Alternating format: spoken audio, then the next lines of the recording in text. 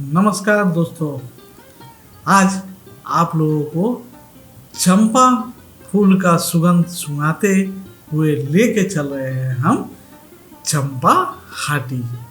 ये चंपा फूल से ही इस जगह का नाम पड़ा चंपा हाटी, क्योंकि यहाँ पर चंपा फूल का बहुत बड़ा बागान होता था और यहाँ पर उस चंपा फूल का विशाल एक हाट भी लगा जाता था। इसलिए आज हम लोग जा रहे हैं चंपा हाटी।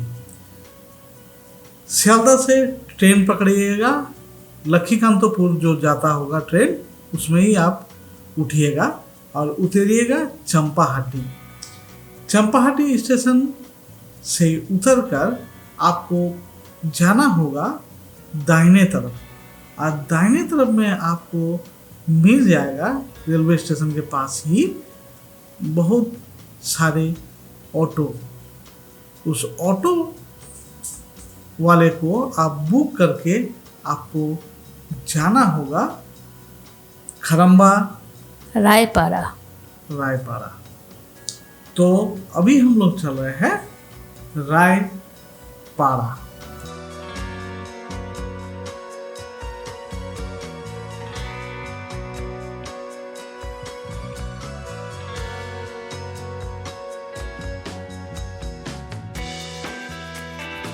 एट लास्ट हम लोग पहुंच चुके रायबाड़ी के ठीक सामने। अरे बाड़ी कहाँ आई, तो खंडर है। ओहो समझ ये तो लो। बताओ ना दोस्तों को। हाँ। ये राय खंडर के पास पहुंच चुके। हाँ ये ठीक हुआ। दोस्तों, ये राय परिवार एक समय बहुत ही धनी व्यक्ति में से गिने जाते थे साउथ 24 परगना में। इनका सबसे पहला व्यापार था ईंट का। ये ईंट का बिजनेस में बेसी लाभ नहीं कर पाए। इनको बनना था रातों रात करोड़पति। तो क्या करें, करोड़पति बनने के लिए कुछ तो करना पड़ेगा। अरे पहले तो बोल दो, ये जो खंडर देख रहे हैं ये किसका है, कहाँ पे है? दोस्तों, ये है चंपाहाटी में। और ये जो आप बाड़ी नहीं बोलेंगे, ये जो देख रहे खंडार जैसा लग रहा है, ये है राय परिवार का एक टूटा फूटा बाड़ी भी बोल सकते, घर भी बोल सकते, लेकिन पहले ये महल था। यहाँ के लोग पूरा चंपाहाटी स्टेशन से आप लोग ऑटो वाला को पूछिएगा, आपको लेके आएगा रायपाड़ा। ये बाड़ी का, महल का ये था पहले का सीनरी। अब क्या हुआ देखिए। हाँ, ये राय परिवार जो है ये रातों रात करोड़पति होना चाह रहे थे। तो कैसे हो? तो इन्होंने इंट्रोड्यूस किया साउथ 24 परगना में पहला बीड़ी का फैक्ट्री ये यहीं पर लगाए थे चंपाहाटी में।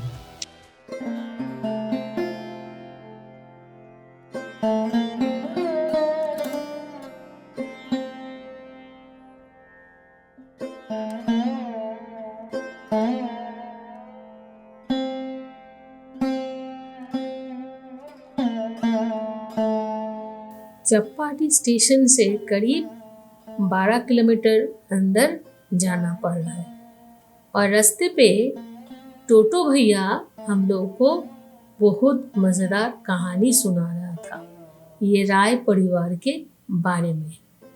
पहले ये पूरा जगह उन्हीं लोगों का था। उन लोग बहुत बड़े धनी व्यक्ति थे ये चंपाहाटी के। और उन लोग का अब देखिए ये सब बिक चुका है, रह गया है कोई टूटा फूटा बिल्डिंग। हाँ, तो दोस्तों अभी हम लोग चल रहे हैं उस टूटे फूटे महल की ओर।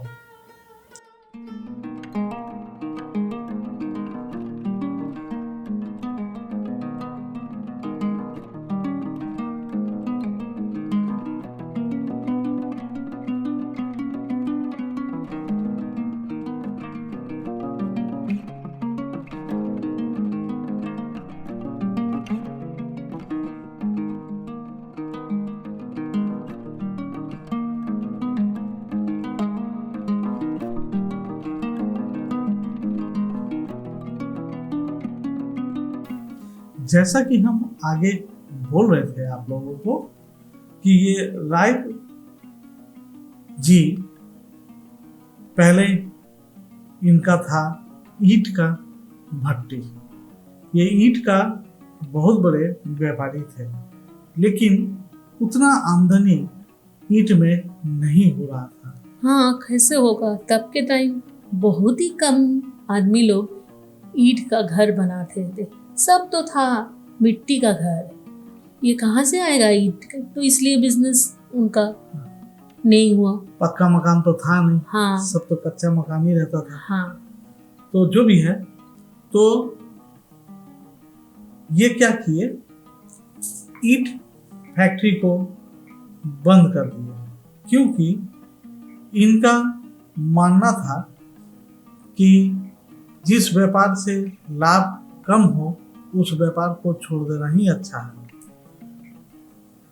ये रातों रात धनी व्यक्ति होने मांग रहे थे। और हम लोग अब जा रहे ये पुराना राय बाबू का जो ईंट भट्टी था उसके नजदीक। देखिए, ये अभी भी बचा हुआ है। हाँ, स्मृति याद में, हाँ, राय बाबू के याद में इस खाली जगह से छोड़ दिया गया है। ये थे राय बाबू। राय बाबू का पर उनका बिजनेस तो ठीक नहीं चल रहा था, पर उनका ये जो एम्बिशन था ये बहुत दूर था। वो सोचे क्या हम लोग ऐसा बिजनेस क्यों नहीं करते जो पूरा बंगाल में है ही नहीं। हाँ, तब के जमाने में सिगरेट, सिगार, चूट, हुक्का तो नॉर्मल लोग पीते थे, बट सिगरेट खूब कॉस्टली, सिगार खूब कॉस्टली। तो इन्होंने पश्चिम बंगाल में साउथ 24 परगना में इंट्रोड्यूस किए बीड़ी। यही वो व्यक्ति है जो बंगाल को दिए बीड़ी। इनका बीड़ी फैक्ट्री कम दाम में ज्यादा सेल। हाँ, तब के टाइम तो सब अफीम पी के सोके रहते थे, नहीं तो शराब पीता था। पर ये बीड़ी नया नशा का सामान देखते ही सब इसके साथ जुड़ गए।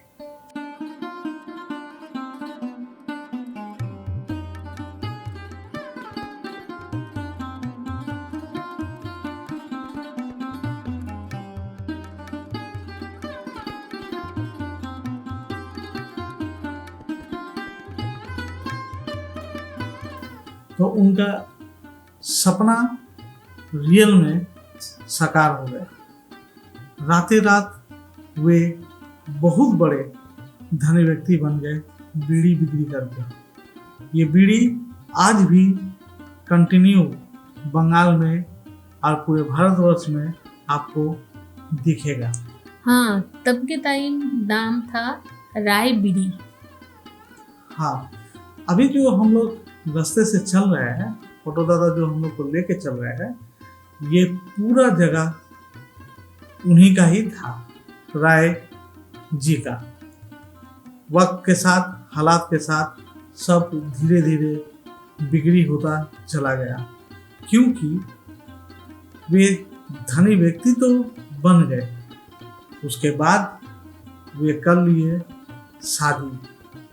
शादी करने के बाद कुछ दिन पश्चात उनका बीवी का देहांत हो गया और वे फंस गए एक नर्तकी के चंगुल में। हाँ, लेकिन तब तक उनके पास बहुत पैसा आ गए थे। वो बना लिए एक बहुत बड़े महल और आसपास के लोग उनको बोलने लगे जमींदार।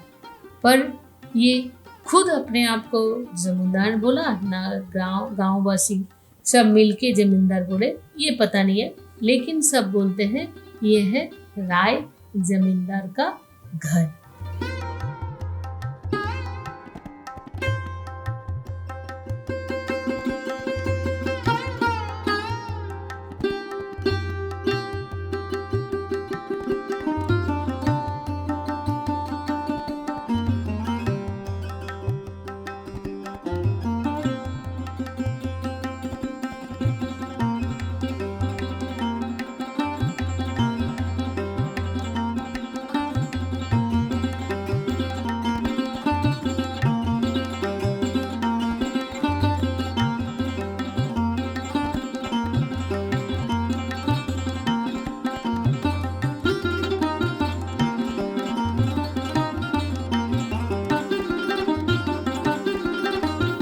तो जैसा कि हम कह रहे थे, राय जी फंस चुके थे उस नर्तकी के चंगुल में। और वो नर्तकी भी इतनी चालू थी, वो जानती थी कि राय का कमजोरी है औरत, इसलिए वो नर्तकी राय जी को अपने कब्जे में रखकर अब पूरा व्यापार, धन, महल सब अपने नाम कर ली। ये जो नर्तकी है, ये उनके लिए भी राय बाबू ने अलग एक बंगलो बना दिए थे। नर्तकी का नाम कोई आसपास के गांव के लोग बोलते हैं, किसी का नाम कोई बोलते हीरा, कोई बोलते रजनी, कोई बोलते हैं दीपा, ऐसा ही पता नहीं है क्या ओरिजिनल नाम इसमें है। पर एक चीज़ है, ये जो रायबाड़ी है इसके बारे में आप लोग को गूगल से कोई हेल्प नहीं मिलेगा, ये लोकल रेसिडेंट लोग ही बोल सकते हैं।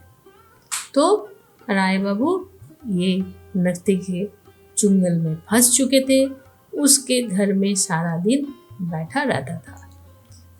और ये नर्तकी समय के अनुसार राय बाबू का पूरा व्यापार, धन, महल अपने नाम लिखाते गई। और राय बाबू भी उनके प्यार में इतने लट्टू हो चुके थे कि वो सब कुछ जान के भी उसके नाम लिखता चला गया। और सारा दिन म्यूजिक, गाना, नाच और उसके साथ शराब में पड़ा रहता था ये राय बाबू।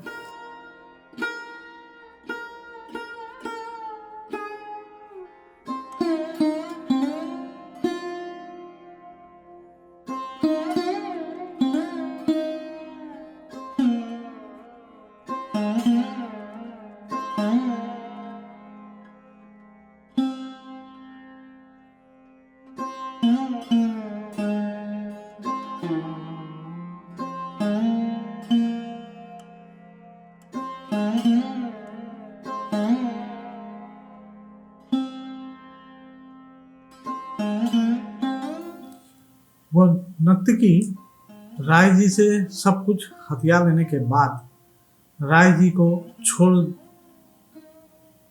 के चली गई इसी महल के अंदर। राय बाबू का बाद का जीवन बहुत ही दुखमय से कटा, क्योंकि तब उसके पास कुछ नहीं था, सब वो नर्तकी अपने हाथ में कर ली थी। लेकिन राय जी ज़्यादा दिन तक जिए भी नहीं। हाँ। उनका तब तक लिवर सिरोसिस हो चुका था।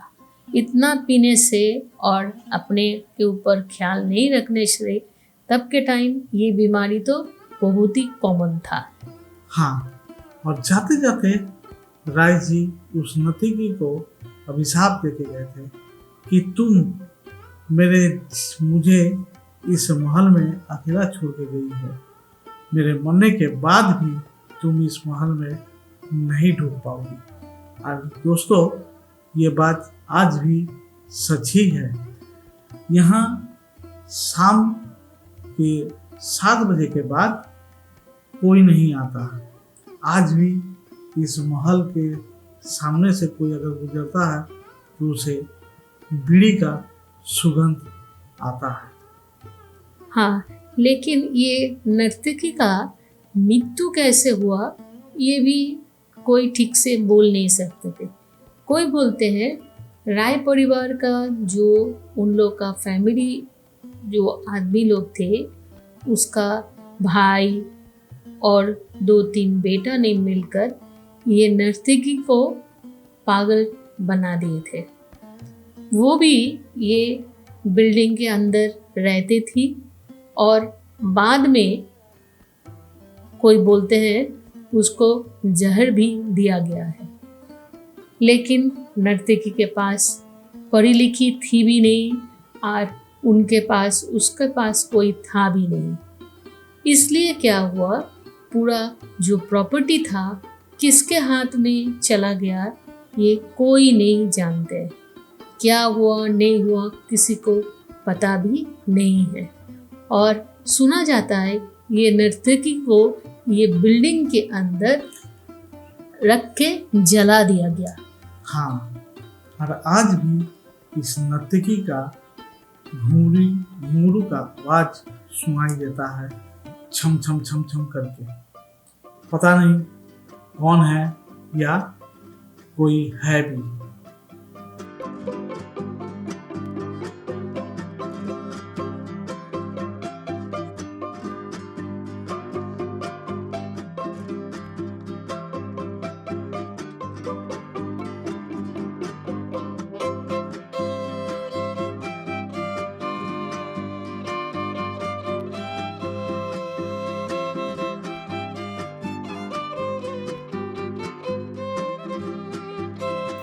ये महल की बहुत ही दुख भरी कहानी है। यह नर्तकी को इसी महल के अंदर जला दिया गया था, इसलिए इस महल के ऊपर अभी तक कोई दावी करने के लिए नहीं आया है कि यह महल मेरे परिवार या मेरे वंशधर का है।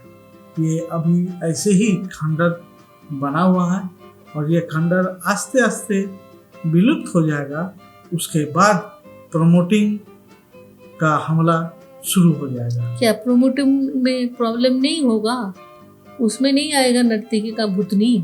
अवश्य आएगा, वो प्रमोटर समझेगा। हाँ, यहाँ पर बोलते नर्तकी को जिंदा जला दिया गया है, इसलिए ये बात सुन के कोई यहाँ पर रहते नहीं है। अब बिल्डिंग पूरा टूट गया है। अब प्रमोटिंग जब करेगा तब नर्तकी का भूतनी नहीं आएगा। वो तो प्रमोटर का माथा दर्द है। लेकिन जो भी है, यहाँ पर कोई सुपरनेचुरल पावर तो है। हाँ, देखो इतना टूट गया है तो प्रमोटिंग आपके टाइम तो शुरू हो जाता, अभी तक हुआ ही नहीं। तो वही बात ना है, जो है कुछ तो जरूर है इस महल के अंदर। हाँ, ये महल जो हम लोग देख रहे हैं, इसमें पहले दुर्गा पूजा भी होता था, अब वो भी नहीं है। बहुत सारे टूटा फूटा बिल्डिंग हम लोग देखे हैं। बिल्डिंग जैसे हम लोग देखे काशीपुर राजबाड़ी, वहाँ पे बिल्डिंग टूटा हुआ है पर मंदिर वैसा का वैसे ही है। हाँ, गोपाल जी का मंदिर। पर यहाँ पर मंदिर हम लोग देखे उसमें भगवान भी नहीं है। तो कहाँ गया भगवान? और भगवान था भी कि नहीं, या भगवान को कोई बैठा नहीं पाए उस जगह में, ये सुपरनेचुरल पावर के चलते। हाँ, ये भी हो सकता है। हाँ, बहुत दोस्तों आप लोग याद होंगे एक्सक्लूसिवली उमेश तो आप लोगों को बहुत मंदिर देखा है, बहुत टूटा फूटा बिल्डिंग देखा है, लेकिन उसके अंदर भगवान जी को भी दिखा है। हरिनावी राजबाड़ी भी थे हम लोग देखे ना, उसमें राधा कृष्ण का टूटा फूटा मंदिर, लेकिन मंदिर है, लेकिन लाइट नहीं है। हाँ, लेकिन तो भी श्री कृष्ण और राधा उसमें विराजमान है। हाँ, ये क्या है? तो इसमें तो डेफिनेटली कुछ तो होगा, इसलिए हम लोग भी डर के मारे भाग के निकल गए।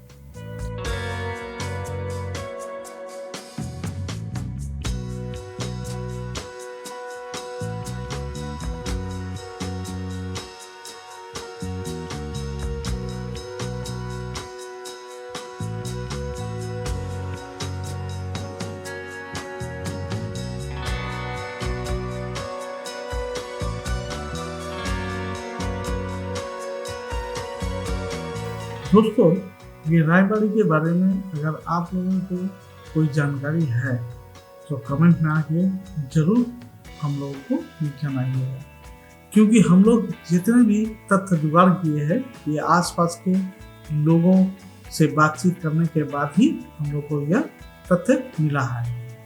तो ये राय बीड़ी वाला का वीडियो आप लोगों को कैसा लगा एक बार कमेंट में आकर जरूर जनाइएगा। और जो दोस्त अभी तक मेरे चैनल को सब्सक्राइब नहीं किए हैं तो झटपट करके सब्सक्राइब कर लिए और बेल आइकन टिपना एकदम ही भूलिएगा नहीं। हाँ दोस्तों, आज के लिए आप लोगों को ये जो बीड़ी वाला का जो कहानी सुना है कैसा लगा आप लोग जरूर बताइएगा, कमेंट कीजिएगा। और कोई भी जानकारी होगा शेयर करने मत भूलिएगा। हम लोग आप लोग का शेयर किए हुआ कमेंट सबसे पहले रखेंगे।